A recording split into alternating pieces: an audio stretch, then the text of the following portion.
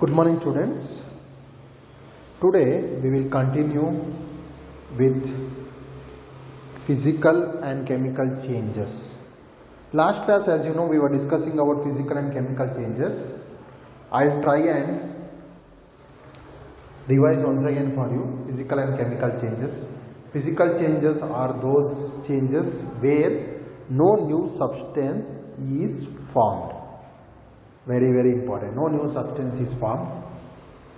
New substance is formed, and there is only change in physical properties. There is only change in physical properties: size, shape, size, shape, size, shape, size, shape, state of matter. But on the other hand, we studied the chemical properties. Chemical properties are the properties where there is formation of new substances, change in chemical properties and composition, and which is irreversible. Like we did burning of magnesium ribbon. Burning of magnesium ribbon,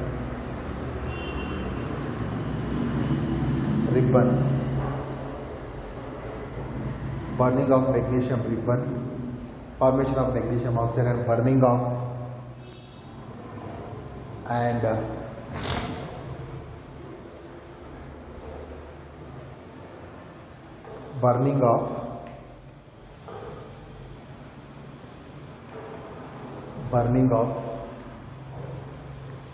paper.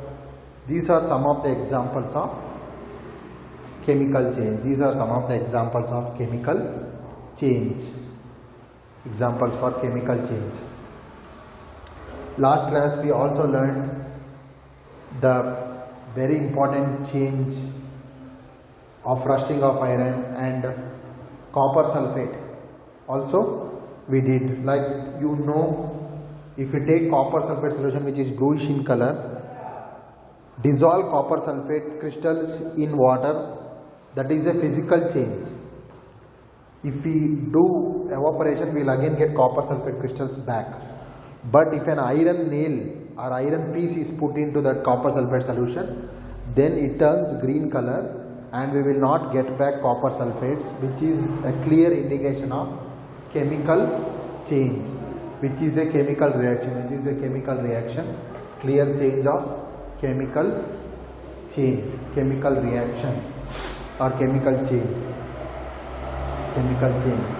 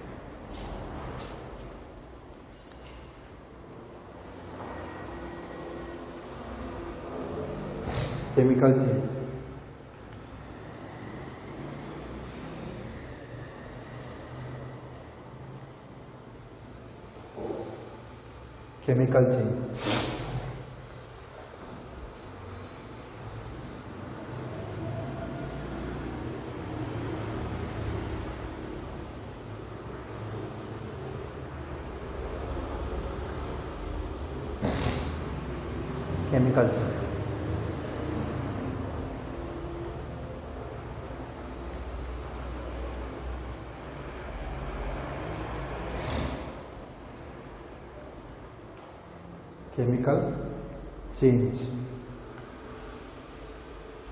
Now next we'll continue about another chemical change. You should know this is where if you pass carbon dioxide to lime water, it turns milky. Why this will happen? Simple. Lime water is calcium hydroxide. If you pass carbon dioxide to it, it forms calcium carbonate, which is nothing but your chalk piece like a compound. That's why lime water turns milky. It's a very, very important chemical change. If we pass carbon dioxide to lime water, it turns milky due to the formation of calcium carbonate. To the formation of one of the best chemical changes, which we could easily do and observe. Or like once again I'll brief chemical change for you. A change in which new substances are formed is called chemical change, and a chemical change can also be called as chemical reactions. Chemical change can involve these many things. There may be change in heat, there may be production of heat, there may be production of light or any other radiation, may be given off or observed. Sound may be produced in chemical reactions, even explosions may happen. A change in smell may take place, or a new smell may be given off. A color change may take place, a gas may be formed.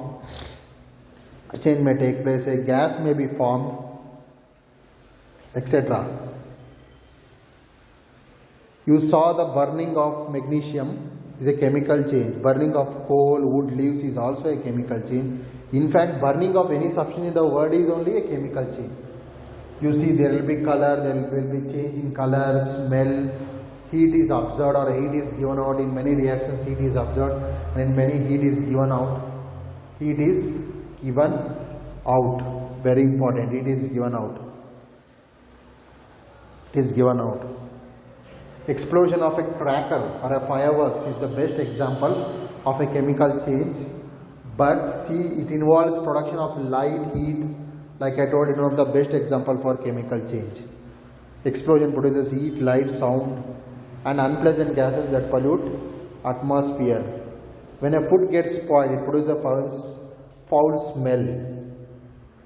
Can we call this a chemical? Yes, we can call that a chemical change. You might have observed that a slice of an apple acquires a brown color if not consumed immediately. If you have not seen this change in color, cut a fresh slice of apple and keep it away for some time. Repeat the same activity with a slice of potato or brinjal. The change in color on the case is due to formation of new substances. These are all chemical changes itself. Like if you keep an apple open, it undergoes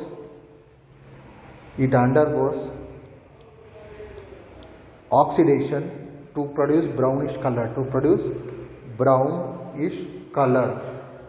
Any spoilage of anything, formation of milk into curd is also a chemical change. For example, spoiling of any fruits or vegetables clearly indicates a chemical change.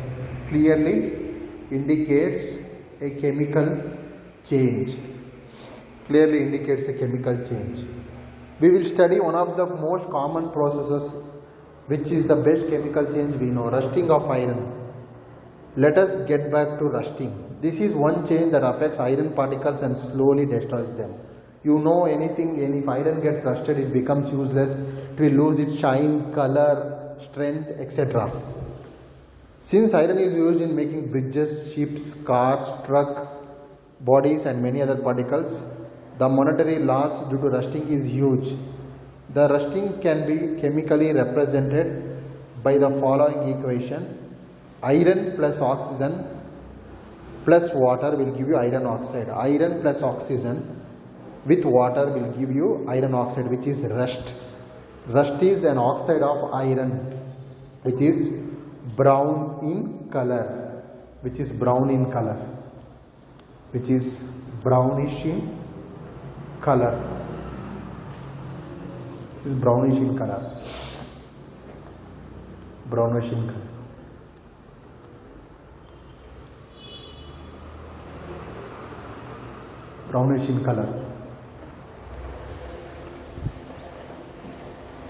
In fact, the content of moisture in air, rusting cannot take place without the help of moisture or water content. If there is water only, rusting can take place. Otherwise, there will not be any rusting. There will not be any rusting. There will not be any rusting. There will not be any rusting. In fact, the content of moisture in air is high, which means it is humid. Rusting becomes faster. So how do you prevent rusting of iron articles? Prevent iron particles from rusting can be only done when they should be made to avoid contact with water and air. They should be made to avoid contact with water and air or both. One simple way is to apply coat of paint or grease. Apply coat of paint and grease.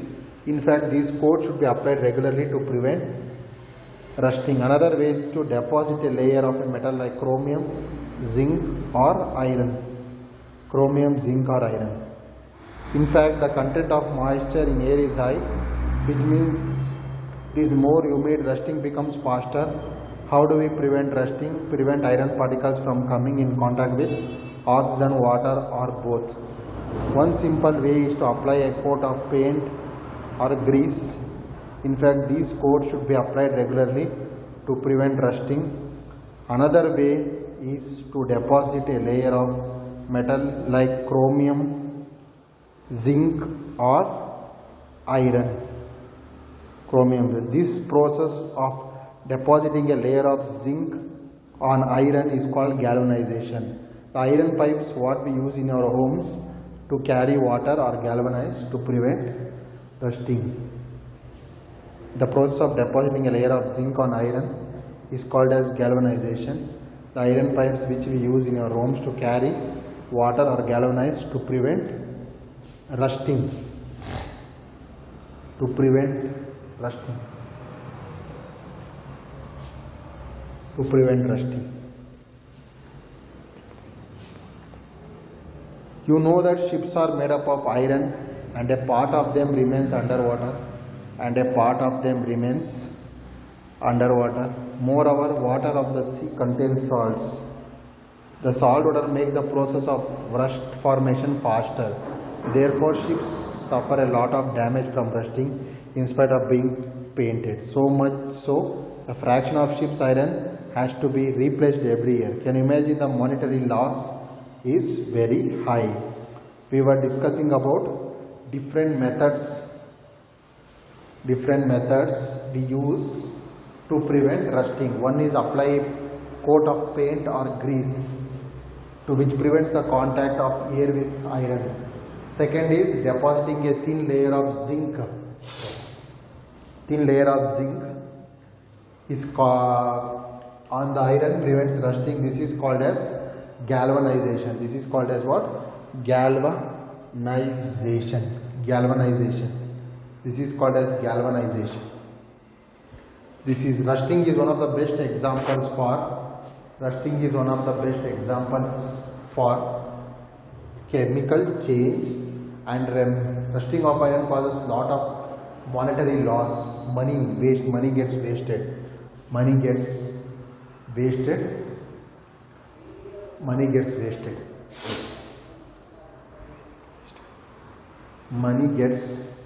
wasted due to lot of monetary loss. Like I told, ships are made up of iron and a part of them always remains in water, that too in salt water. Salt water fastens the rusting, fastens the rusting. So why part of ship has to be replaced every year. A part of ship has to be replaced every year. And even on painting also it cannot be protected. Stainless steel is made by mixing iron with carbon and metals like chromium, nickel and manganese. Chromium, nickel and manganese.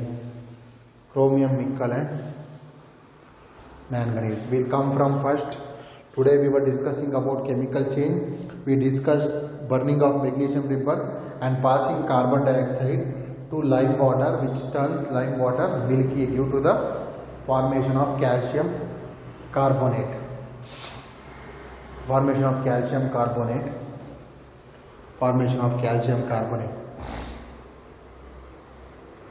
calcium carbonate,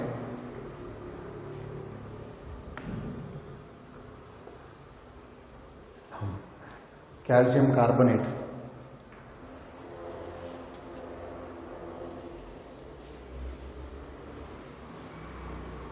calcium carbonate,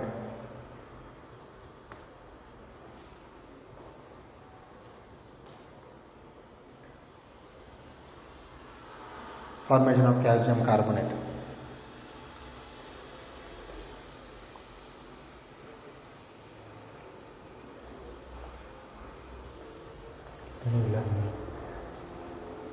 Formation of calcium carbonate. Formation of calcium carbonate. Thank you, students.